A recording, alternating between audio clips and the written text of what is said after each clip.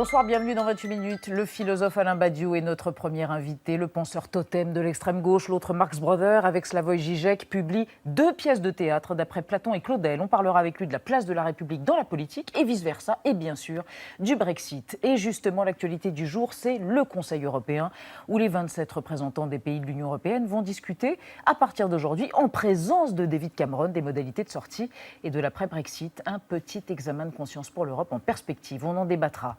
Troisième partie de l'émission, Xavier Mauduit, très retourné par le retourné du joueur islandais Sigurdsson. Hier soir, face aux Anglais, votera pour l'intégration des 11 joueurs dans le Valhalla. Et Jean-Mathieu Pernin s'intéressera, lui, au culte de Lénine en Russie. Que faire, comme disait l'autre, se retrouver après l'empreinte digitale d'Alain Badiou, prise par Marc-Antoine de Porrette.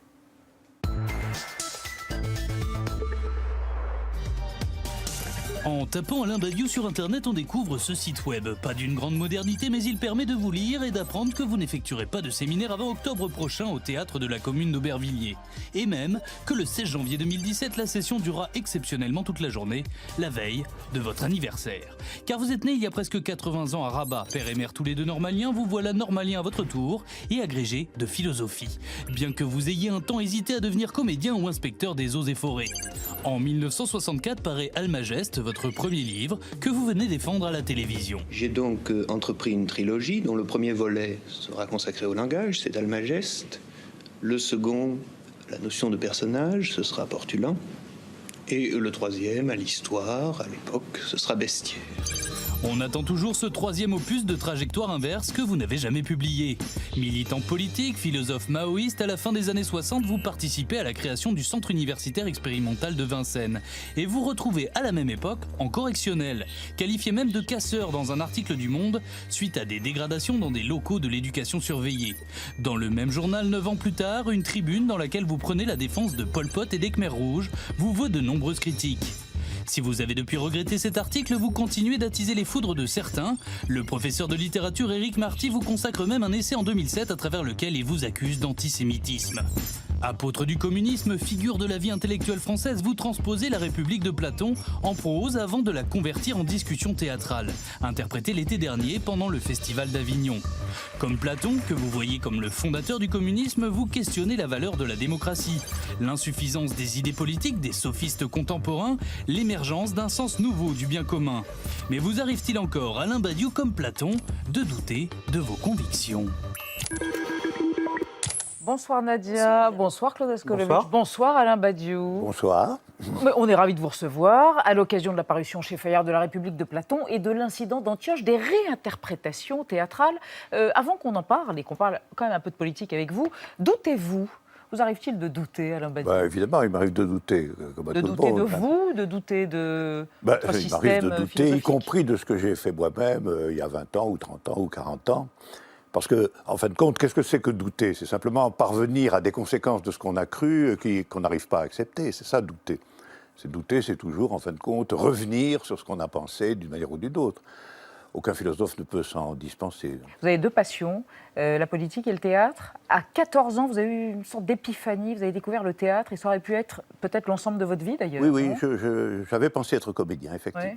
Vous avez un peu de Michel Bouquet. Oui, Vous avez un peu de Michel Bouquet et un peu de Laurence Olivier dans le film. Oui, il y a un peu de comédien qui rôde chez tout philosophe. Un peu de Cabot même. Il met en scène sa parole quand même. Oui.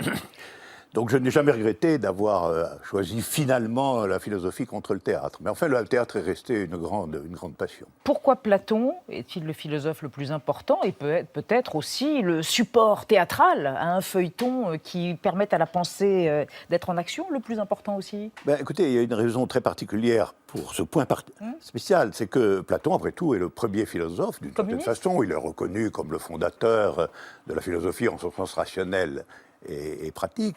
Mais d'un autre côté, c'est quelqu'un qui a écrit sa philosophie en dialogue. Et donc, il propose lui-même une espèce de grande réconciliation entre le théâtre et la philosophie. Et je le suis dans cette voie-là, en le transformant, lui, de façon plus théâtrale qu'il n'a décidé de l'être. Et également en affirmant qu'il était communiste. Ça, c'est évident, hein. Il le dit en propres termes. D'ailleurs, les communistes fondateurs, nos grands pionniers, nos grands ancêtres, soit les communistes du XIXe siècle, y compris les communistes utopiques, se référaient tous à Platon comme à un de leurs ancêtres. Ils pensaient qu'il avait créé ce qu'ils appelaient la communauté des égaux.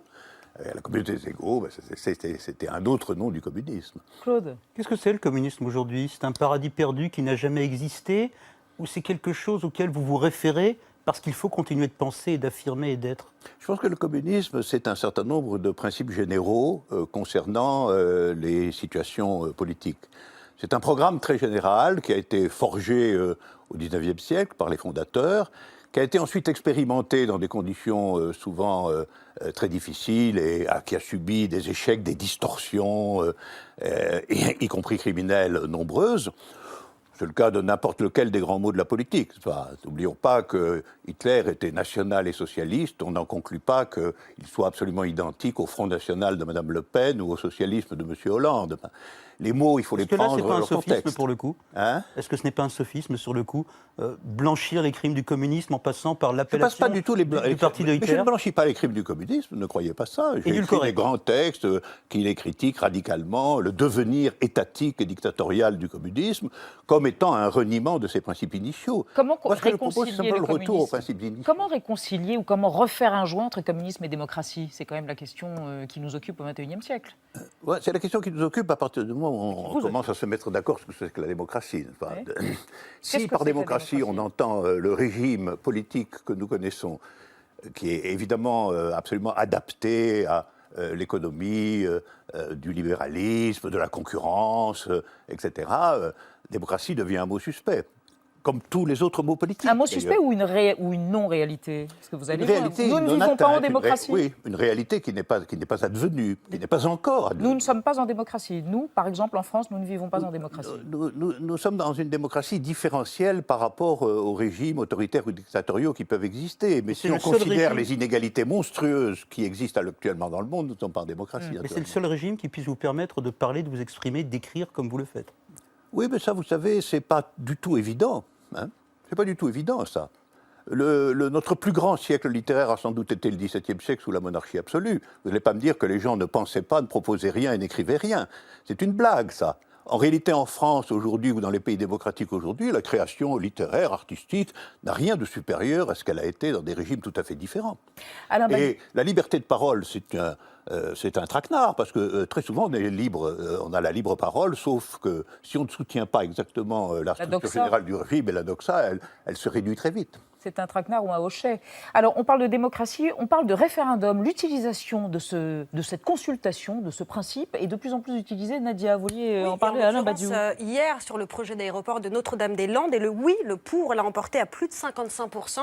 Le gouvernement a immédiatement réagi par la voix de Manuel Valls, qui a prévenu que les occupants devraient partir de ce terrain-là parce que, je le cite, le gouvernement appliquera le verdict des urnes. Et le problème, pour Manuel Valls en tout cas, c'est que les militants écologistes et les agriculteurs qui occupent le terrain, ils ne l'entendent pas du tout de cette oreille. Ils dénoncent une consultation biaisée et illégitime. Ils sont déterminés à ne rien lâcher. Ils le disent, il n'y aura pas d'aéroport à Notre-Dame-de-Landes. Quel est votre sentiment sur cette résistance qu'ils opposent au gouvernement? Est-ce qu'ils ont raison de résister? Écoutez, ce que je crois, c'est que la raison de résister doit toujours être examinée de près lorsque la résistance dure, qu'elle est forte, qu'elle n'est pas simplement l'opposition d'un petit groupe d'intérêt local qui n'aimerait pas cette affaire-là. Là, on a affaire à une résistance, dirais-je, idéologico-politique qui a une certaine importance par conséquent.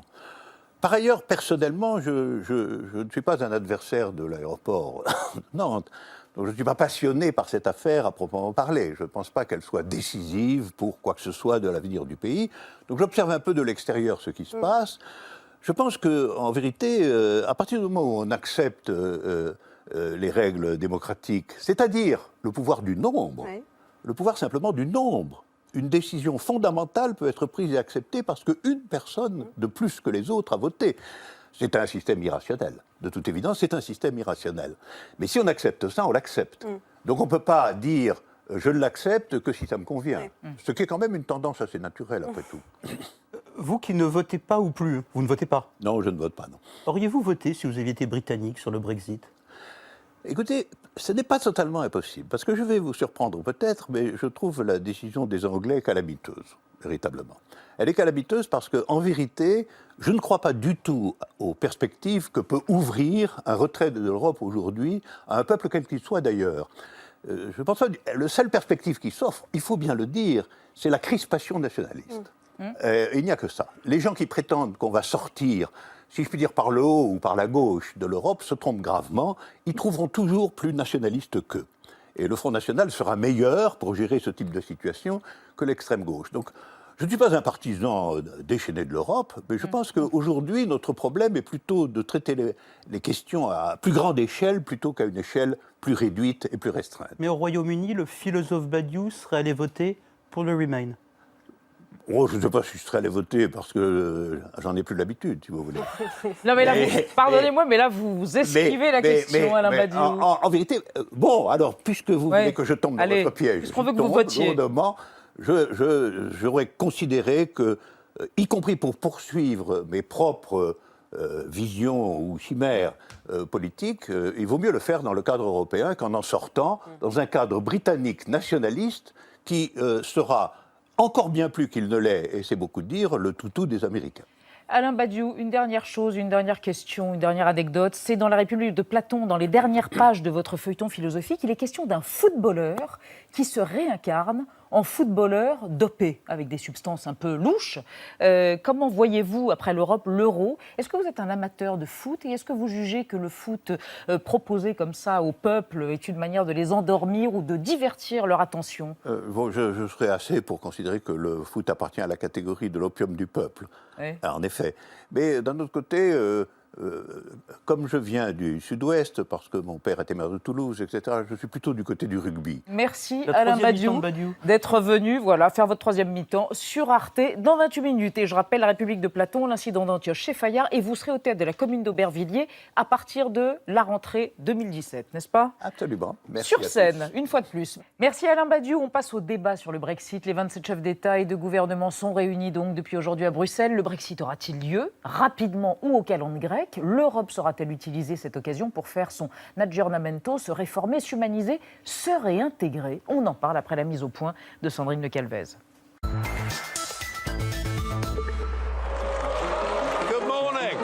Des huées et des sifflets.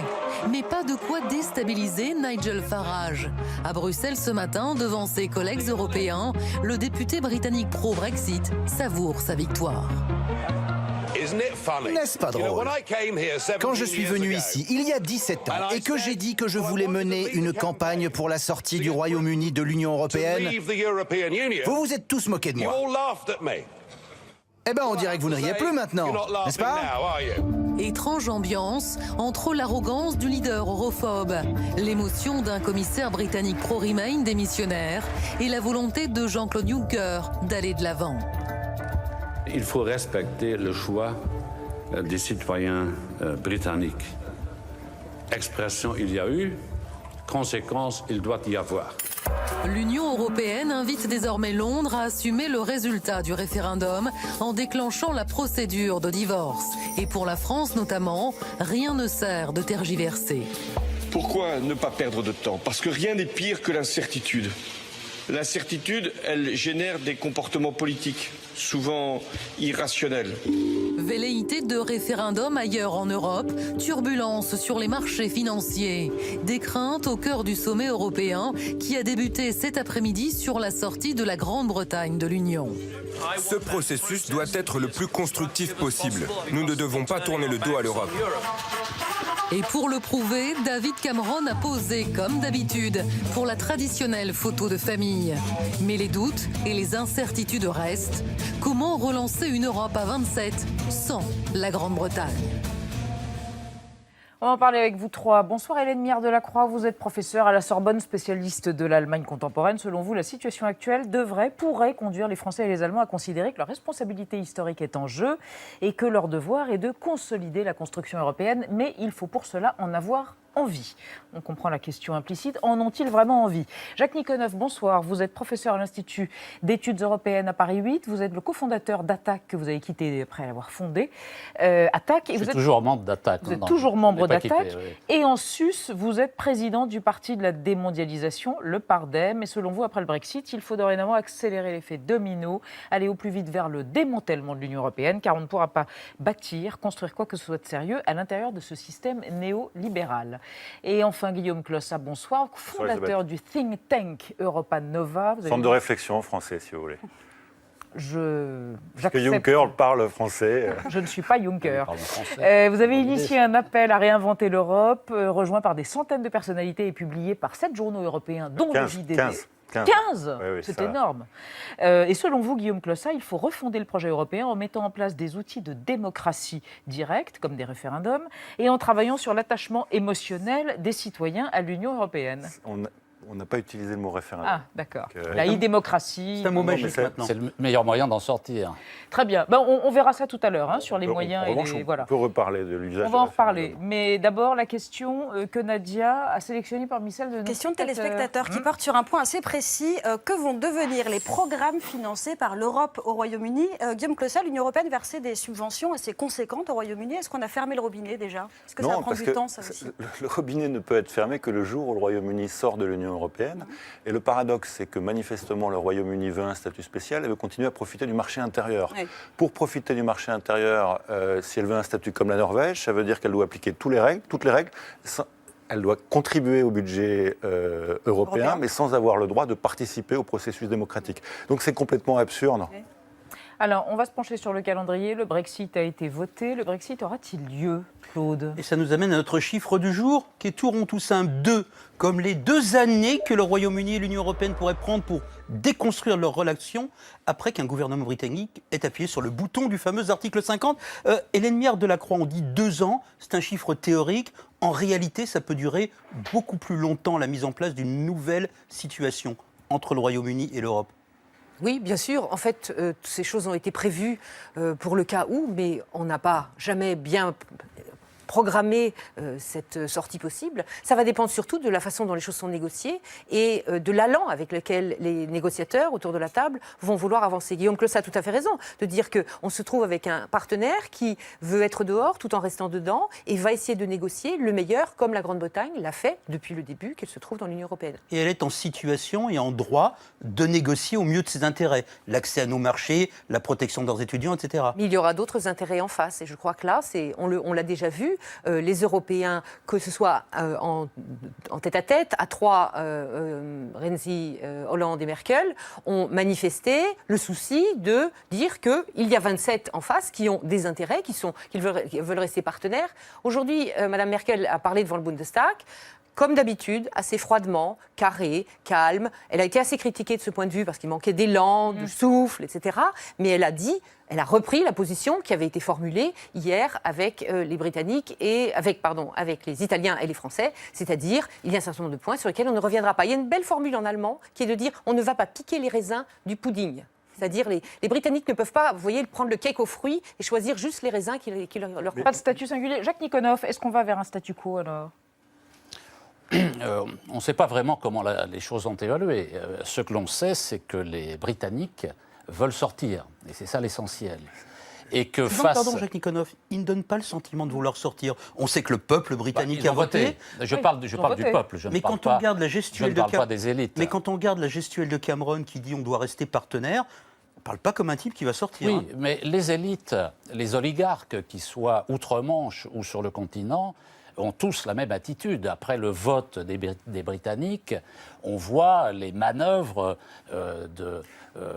d'intoxication qui ont démarré. L'objectif, c'est évidemment de perturber, de faire douter et d'éviter que le peuple britannique, finalement, aille au bout, que la décision du peuple soit appliquée.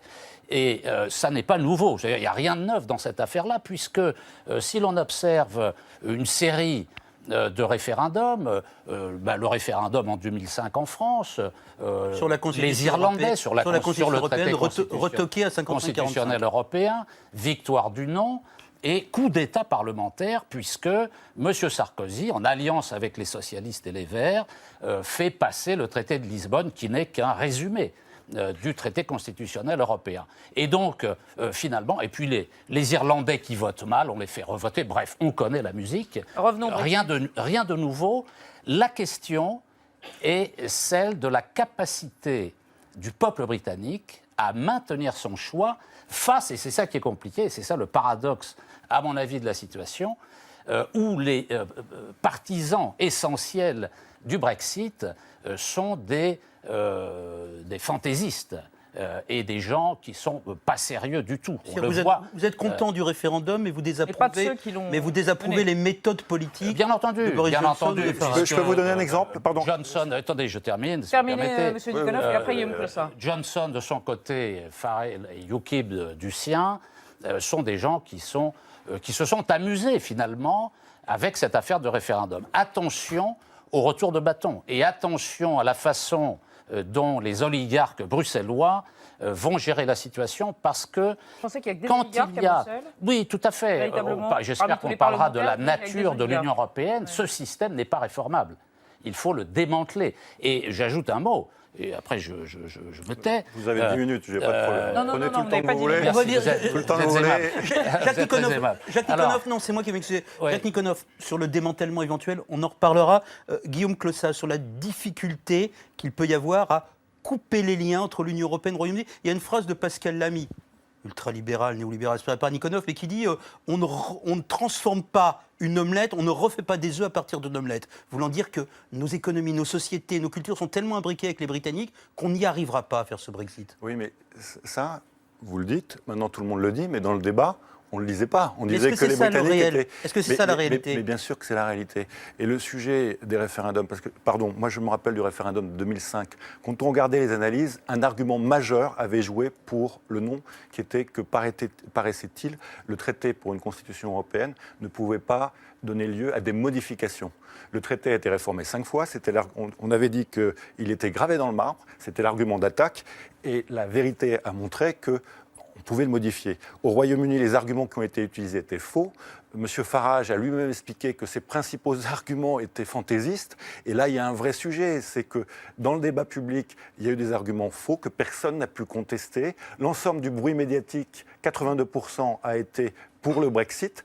Et on voit aujourd'hui des citoyens qui sont complètement désabusés par rapport à des leaders. On a trompé les Britanniques. Les Ils n'ont pas voté en connaissance les Britanniques de cause. sont responsables, mais ils ont expliqué, on voit qualitativement les premiers sondages et les premières analyses, ils ont expliqué qu'ils n'ont pas voté en connaissance de cause. Et donc il y a un vrai sujet, c'est que pour faire un référendum, il faut peut-être un peu l'expérience suisse, où il faut une vraie éducation citoyenne, civique, des débats beaucoup plus longs, des médias beaucoup plus neutres. Est-ce que ça veut dire qu'à l'arrivée, il peut ne pas y avoir de Brexit? Je pense que les Britanniques, Pardon, Hélène Delacroix, ne le est-ce qu'il peut souhaitent ne plus. pas y avoir de Brexit? Écoutez, moi je ne suis pas spécialiste de l'avenir, je suis plutôt spécialiste du passé et du temps présent. Je peux vous donner un certain nombre d'éléments qui sont les intérêts des différents pays, mais vous dire si le Brexit aura lieu ou pas, je ne sais pas. Et je crois que nous sommes tous, les uns et les autres, y compris les gouvernants, à devoir improviser. On espère, et on l'a vu, c'est ce qu'ont montré le ministre des Affaires étrangères français et le ministre des Affaires étrangères allemand, qui ont vraiment incarné un couple franco-allemand efficace tout de suite, dès le samedi, qu'on avait commencé à y réfléchir. Simplement, improviser pour éviter que la boîte de Pandore ne s'ouvre aussi. Exactement. Le Nexit, le Frexit, et d'autres tentatives de désadhésion. La volonté française, marquée par le président de la République et le ministre des Affaires étrangères, et du côté allemand, surtout par le ministre des Affaires étrangères, d'aller vite et d'être inflexible, est en effet mue par cette idée qu'il ne faut pas.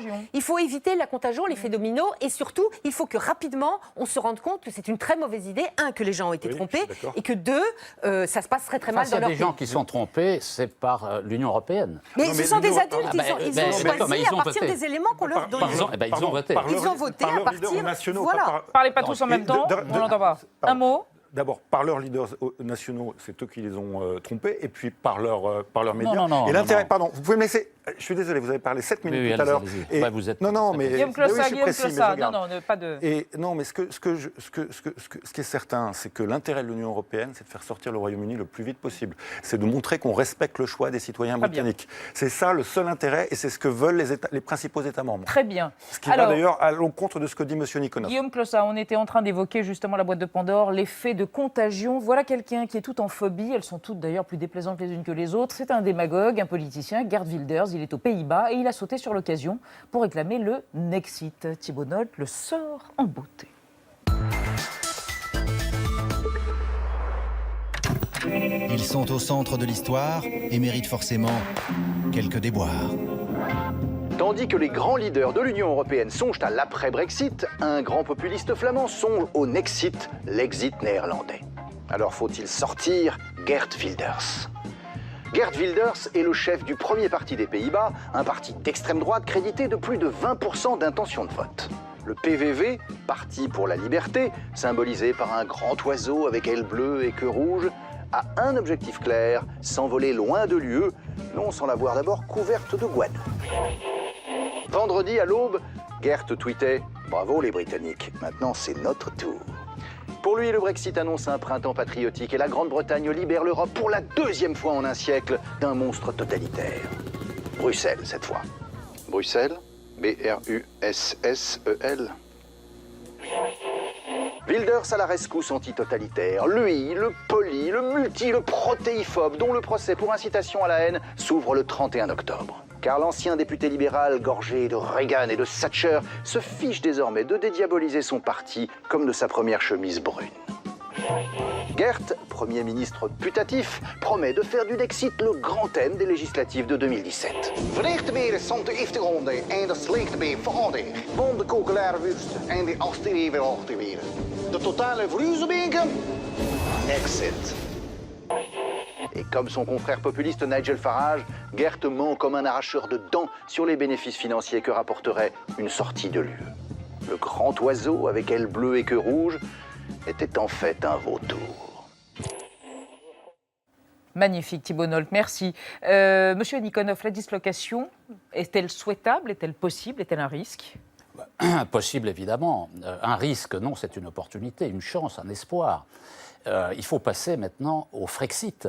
Parce que je pense que beaucoup de gens ont du mal se sont laissés prendre par le mythe européen, par le discours liquoreux qui est diffusé depuis des décennies sur la nature de l'Union européenne. En réalité, quelle est la nature de l'Union européenne ? C'est un système tout à fait extraordinaire qui n'a qu'un seul objectif, qui est de démanteler, d'annihiler la souveraineté des nations pour empêcher toute politique économique qui ne soit pas d'obédience néolibérale. Et par conséquent, on le voit dans les traités, il n'est pas possible de transformer de l'intérieur radicalement, c'est-à-dire d'inverser le sens, c'est-à-dire de développer des politiques qui ne soient pas néolibérales. On ne peut pas le faire. Vous pensez que le projet européen, monolithiquement, c'est de tondre les peuples ? Tout à fait, tout à fait. Ce sont les classes dirigeantes qui ont mis en place un système tout à fait fantastique de verrouillage de la démocratie. Pardon, Jacques on le voit, je termine ma phrase. Oui, mais là, je sais que les gens... Nous avons un temps donné. Ne suivent pas, Jacques Nikonov. Parce que je vous relance. Il faut que ce soit une dialectique, Jacques Nikonov, pas des allocutions. Oui, mais on a le droit de terminer cette phrase sans être interrompu. Boris Johnson et Wilders sont des ultralibéraux. Les anti-européens sont des... C'est pas grave. C'est pas grave. Je veux terminer ma phrase. Eh bien, c'est pas grave. Je disais qu'il n'est pas possible de changer l'essence de ce système. Si on veut construire l'Europe, il faut démanteler l'Union européenne. Très bien. Voilà. Et là, vous êtes en boucle et maintenant répondez à la question de Klaus Kleber, qui est pertinente. Alors, elle était très simple. Wilders, Farage, Boris Johnson, les plus anti-européens, vous allez de circonstances, et je ne discute pas de votre sincérité régulatrice, sont des ultralibéraux qui trouvent qu'au contraire de vous, qui trouvent que l'Europe, c'est de la régulation, c'est de l'empêchement de faire du libéralisme en rond. Expliquez-moi et aux téléspectateurs par la même occasion cette contradiction. Tout à fait, vous avez parfaitement raison. Vous voyez. C'est le paradoxe de ce référendum. Quel est le paradoxe ? Il est suivant. Vous avez deux forces principales dans le camp du Brexit, une partie des conservateurs et UKIP, qui est un objet politique plutôt d'extrême droite, mais pas vraiment fasciste, enfin bref, raciste, bon, bref. Et ces gens-là, en fait, veulent sortir de l'Union européenne pour accélérer les politiques néolibérales, mais les faire à la sauce britannique. Voilà, c'est ça la seule question. Alors, pourquoi, et je termine sur ce point, parce qu'après je sors mon chronomètre. Pourquoi, malgré ces éléments, je suis pour le Brexit? Mais ça y est, vous l'avez dit, vous l'avez dit avant. Si, vous l'avez dit, pour mettre à bas ce complot libéral. Parce que les Britanniques pourront, même si le rapport des forces aujourd'hui n'existe pas pour changer les politiques, avoir des politiques alternatives, les conditions sont néanmoins créées. Ce qu'elles ne seraient pas au sein de l'Union européenne. Votre voisin. Moi, j'ai juste une question pour Nikonov. Comment expliquez-vous que les pays de l'Union européenne sont les pays au monde où la dépense publique est la plus élevée, les pauvres les moins nombreux, les les écarts de richesse les plus faibles. Comment vous expliquez ça? Et là, maintenant, si vous avez une réponse très simple... J'ai une réponse très simple, oui. Même en Chine, qui est un régime communiste, c'est peut-être le régime que vous souhaitez pour l'Europe, les écarts sont bien plus grands. Oui, enfin, excusez-moi, ce sont des lieux communs qu'on entend depuis des lieux communs, c'est des faits, la zone euro, c'est la zone économique la plus médiocre du monde en termes de croissance économique, en termes d'emploi, en termes de précarité. L'une des plus riches du monde. Mais les inégalités, si vous voulez, quand vous partez d'un point les inégalités les précis, plus faibles du monde. Ce sont les inégalités qui se développent. C'est la pauvreté qui se développe. C'est le chômage qui se développe. Tel est le bilan. Et l'Agnard de la Croix. C'est ce qu'on condamne. C'est le pire des systèmes à l'exception de tous les autres. C'est ce qu'ont condamné les Britanniques. C'est contraire aux promesses de l'Union européenne. Et pour certains, à regret. Et l'Agnard de la Croix. J'aimerais bien entendre l'Agnard de la Croix. Je ne suis pas sûre que les Européens, le peuple que vous souhaitez voir voter et renverser la table, aient envie d'avoir des salaires de nature du même niveau qu'en Chine, par exemple. Quel rapport? Mais je voudrais souligner quelque chose qui, je trouve, absolument frappant dans vos propos, c'est qu'on est dans la conjuration. On est dans la conjuration, le complot des élites contre les peuples. Comme il a été dit, les peuples ont voté. Laissez-moi parler, s'il vous plaît. Et surtout, il y a, avec cela, un mépris absolu pour le fait qui est l'élection. Si je ne m'abuse, il y a un Parlement européen. Si je ne m'abuse, il y a un Parlement européen qui est élu au suffrage universel. Et si je ne m'abuse, tous les gouvernements qui sont représentés, tant à la Commission que dans le Conseil européen, que dans le Conseil des ministres, sont le résultat d'un suffrage universel, libre, parfaitement égalitaire et exercé librement dans tous les pays. Je ne vois pas au nom de quoi cette démocratie représentative, qui est jusqu'à le présent la preuve la plus raisonnable du non pas de grandes théories, mais de l'exercice que chaque individu peut faire de sa souveraineté personnelle. Je ne vois pas comment elle ne serait pas aussi valable que les référendums. Et l'Agnard de la Croix, merci de ces précisions. On n'allait pas oublier les minots, les jeunes, Nadia.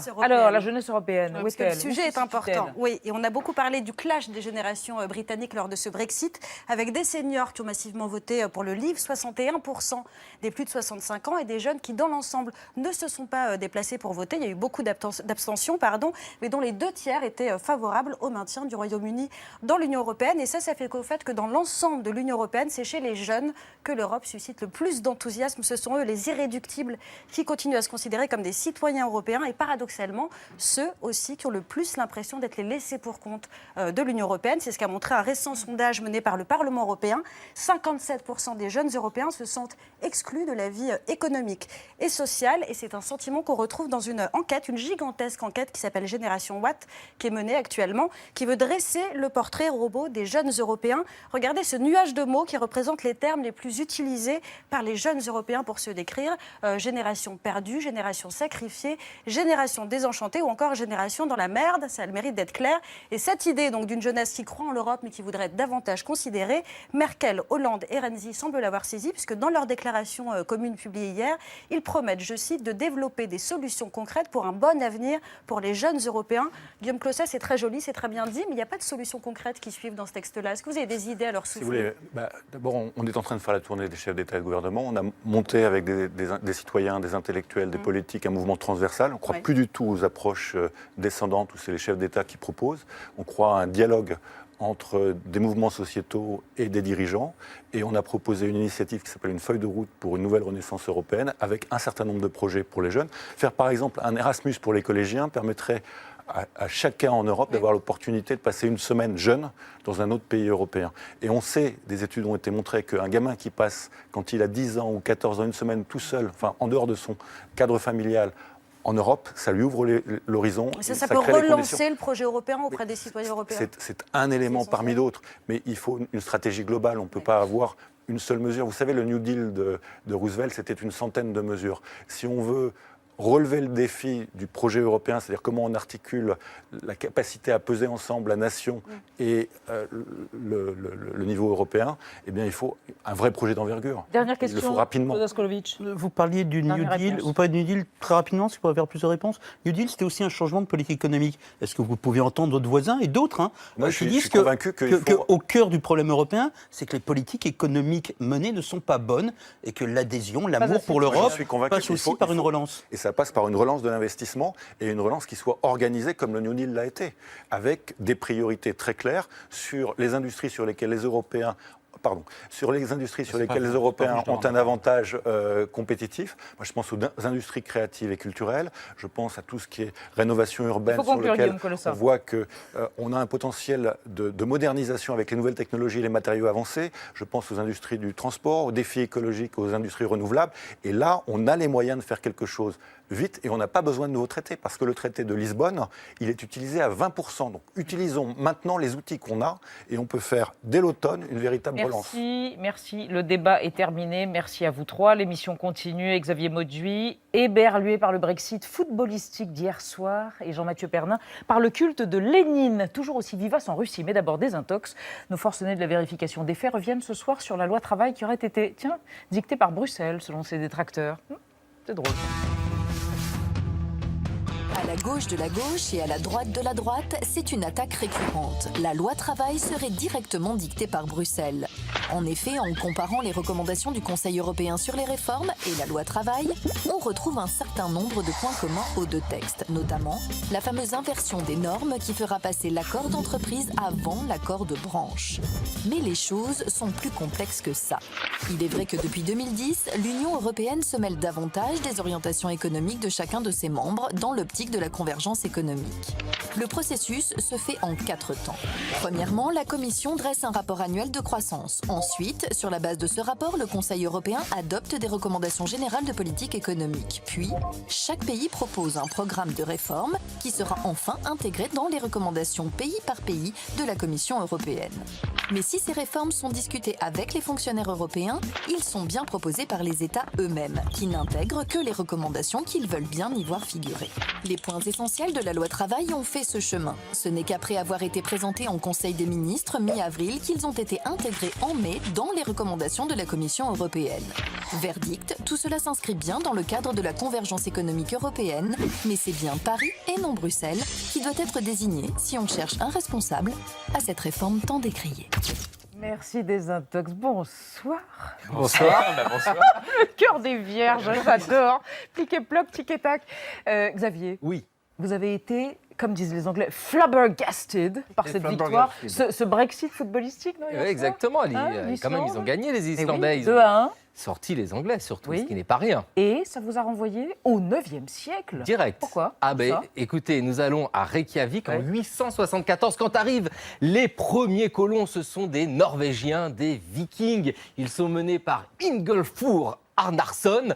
C'est lui aussi un viking, il est à la recherche de nouvelles terres et surtout d'un peu de tranquillité. Parce qu'en Norvège, chez les vikings, ça a tendance à se crêper le chignon dans un pays où le roi d'alors s'appelle Harald à la belle chevelure. C'est beau, ça le fait. Donc Ingolfur, lui, fait une petite escale en Irlande, où il prend des esclaves, au passage, c'est toujours pratique, et puis il met cap au nord.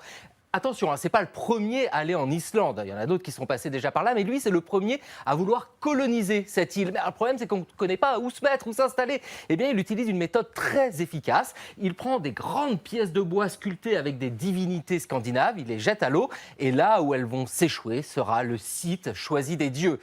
Ingolfur envoie 2 esclaves à terre pour chercher les bouts de bois.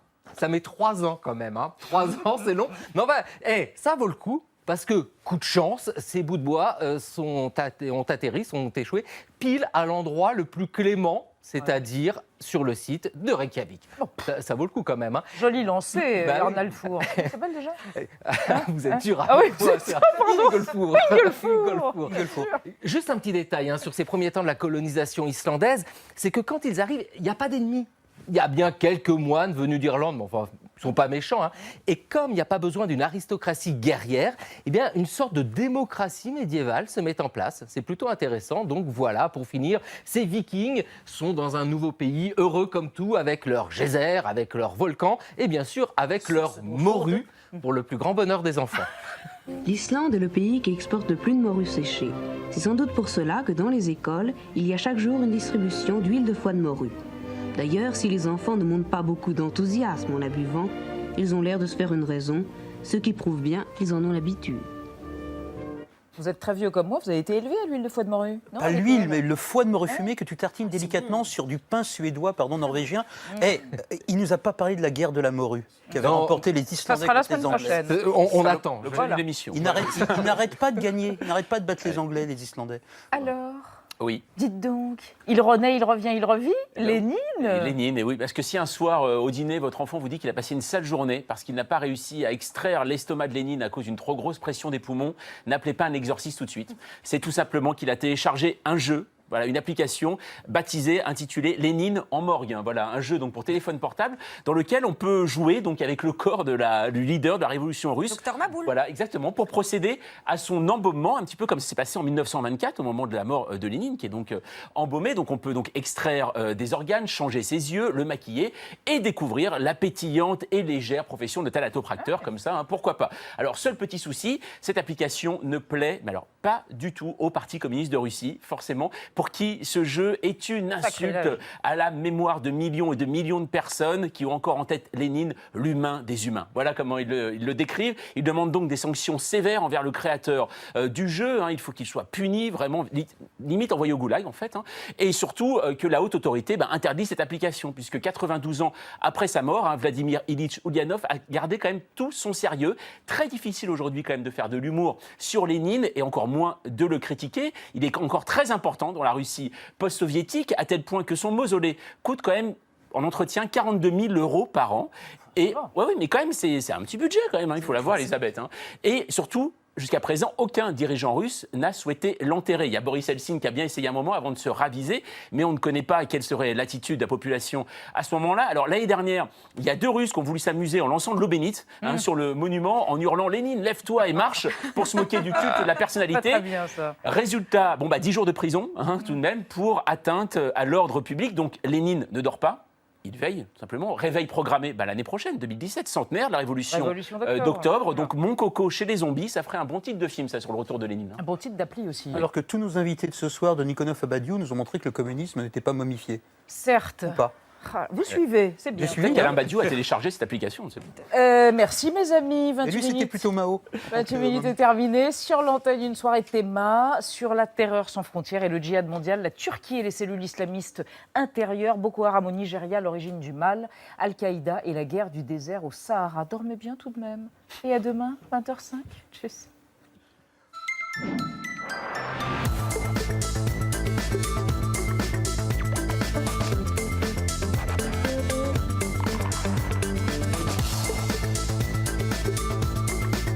Le fondateur du communisme, vous questionnez la valeur de la démocratie, l'insuffisance des idées politiques des sophistes contemporains, l'émergence d'un sens nouveau du bien commun. Mais vous arrive-t-il encore, Alain Badiou comme Platon, de douter de vos convictions ? Bonsoir Nadia, bonsoir Claude Askolovitch, bonsoir Alain Badiou. Bonsoir. On est ravis de vous recevoir à l'occasion de la parution chez Fayard de la République de Platon et de l'incident d'Antioche, des réinterprétations théâtrales. Avant qu'on en parle et qu'on parle quand même un peu de politique avec vous, doutez-vous? Vous arrive-t-il de douter, Alain Badiou? Évidemment, il m'arrive de douter. Comme à de tout le douter monde, de vous, de douter de votre il système m'arrive de douter, y philosophique. compris de ce que j'ai fait moi-même il y a 20 ans, ou 30 ans, ou 40 ans. Parce que, en fin de compte, qu'est-ce que c'est que douter? C'est simplement parvenir à des conséquences de ce qu'on a cru qu'on n'arrive pas à accepter. C'est ça, douter. Douter, c'est toujours, en fin de compte, revenir sur ce qu'on a pensé d'une manière ou d'une autre.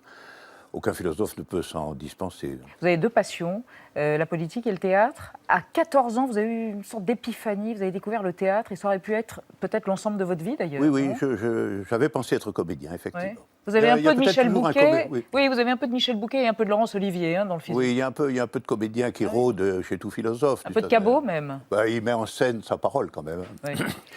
Donc je n'ai jamais regretté d'avoir choisi finalement la philosophie contre le théâtre. Mais enfin, le théâtre est resté une grande passion. Pourquoi Platon est-il le philosophe le plus important et peut-être aussi le support théâtral à un feuilleton qui permette à la pensée d'être en action le plus important aussi? Écoutez, il y a une raison très particulière pour ce point spécial, c'est que Platon, après tout, est le premier philosophe. D'une certaine façon, il est reconnu comme le fondateur de la philosophie en son sens rationnel et pratique.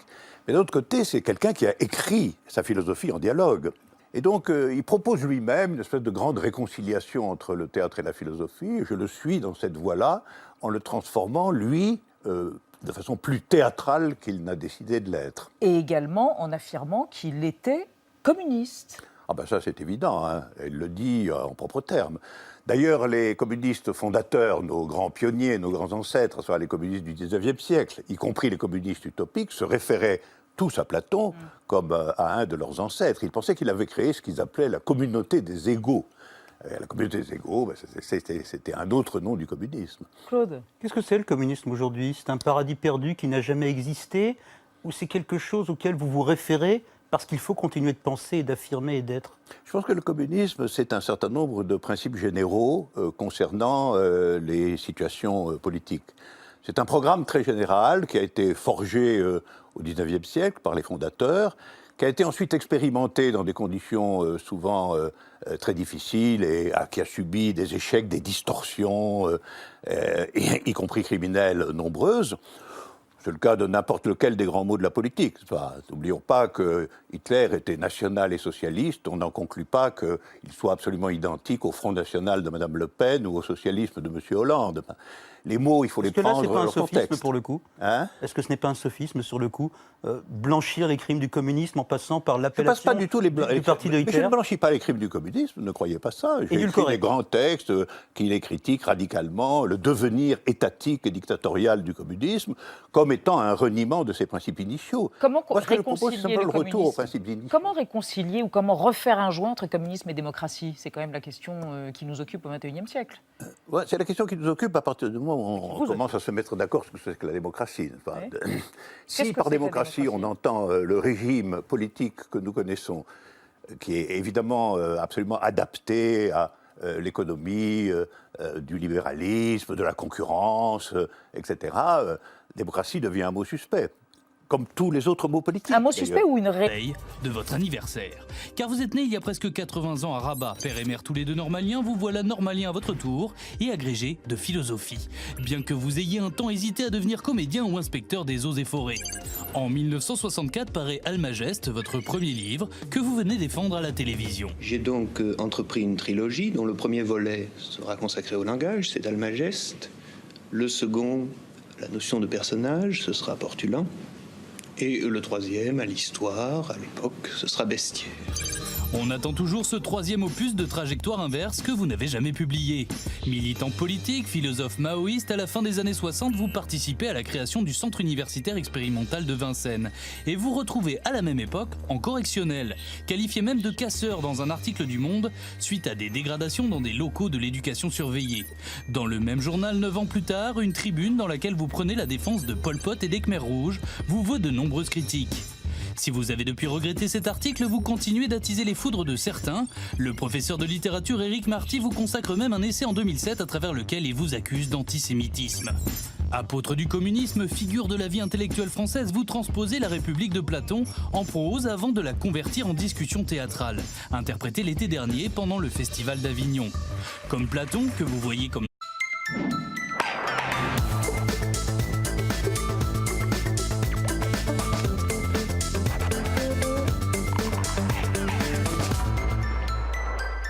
Bonsoir, bienvenue dans 28 minutes. Le philosophe Alain Badiou est notre premier invité. Le penseur totem de l'extrême gauche, l'autre Marx Brothers, avec Slavoj Žižek, publie 2 pièces de théâtre d'après Platon et Claudel. On parlera avec lui de la place de la République dans la politique et vice-versa, et bien sûr du Brexit. Et justement, l'actualité du jour, c'est le Conseil européen, où les 27 représentants des pays de l'Union européenne vont discuter, à partir d'aujourd'hui, en présence de David Cameron, des modalités de sortie et de l'après-Brexit. Un petit examen de conscience pour l'Europe en perspective. On en débattra.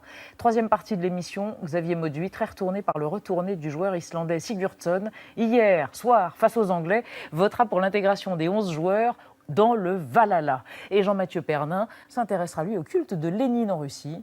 Que faire, comme disait l'autre, se retrouver après l'empreinte digitale d'Alain Badiou, prise par Marc-Antoine de Porrette.